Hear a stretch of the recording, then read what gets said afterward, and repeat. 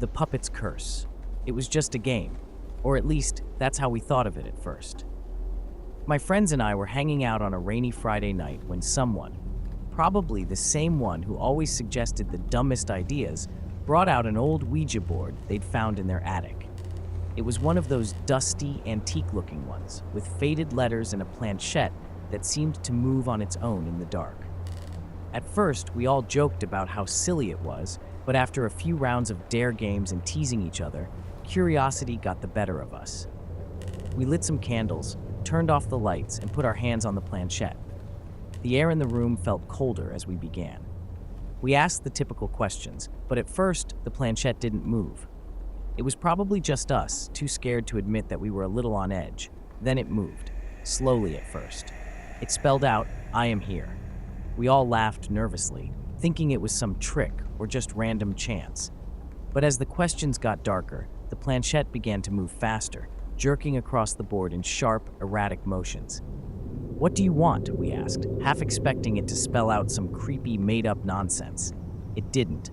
Instead, it spelled, "The puppet." The room grew noticeably colder, and a strange sensation filled the air, a feeling like something was watching us from the shadows. The candles flickered violently. A low scraping sound came from the corner of the room, like something dragging across the floor. But when we looked, there was nothing there, only the faintest outline of something, sitting in the corner, just beyond the reach of the light. We shrugged it off, but that was when it happened.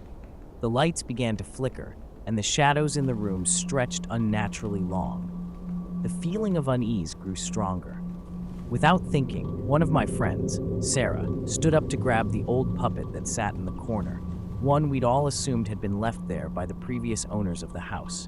It had a twisted smile and lifeless eyes made of porcelain. Its black, stringy hair hung loose, like it hadn't been touched in years. The moment Sarah touched it, the room plunged into darkness. The candles went out.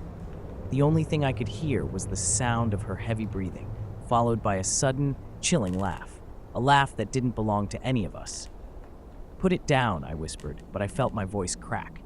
The puppet had shifted, its eyes no longer lifeless, but filled with a dark, predatory gleam. Its mouth twisted into a grin as though it were alive. "Let it out," the voice whispered again, but it was no longer Sarah's voice. It sounded distorted, like it was coming from the depths of a throat filled with static. Then it moved. The puppet, no longer just a doll, started to crawl across the floor, its limbs jerking at unnatural angles, the strings that had once held it now writhing on their own like snakes. I screamed. We all screamed. But it was too late. The last thing I saw was the puppet's hands reaching for me, its cold porcelain fingers wrapping around my ankles. The room seemed to collapse inward, and the air grew thick with something suffocating. The shadows engulfed me, and the laughter, that horrible, hollow laughter, filled my ears. When I woke up, I was back in the living room. The Ouija board was still on the floor. The candles melted into pools of wax. Sarah was gone. The puppet was gone, too. I thought it was just a bad dream. But then I heard it, the soft scraping sound coming from the corner of the room. The same sound I'd heard before.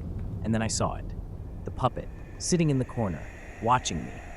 Its smile had grown wider, its eyes more sinister, and its hands were twitching, moving ever so slightly.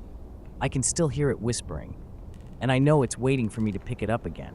But I won't. I don't think I can. And as always, if you liked the video, don't forget to like and subscribe. Cheers.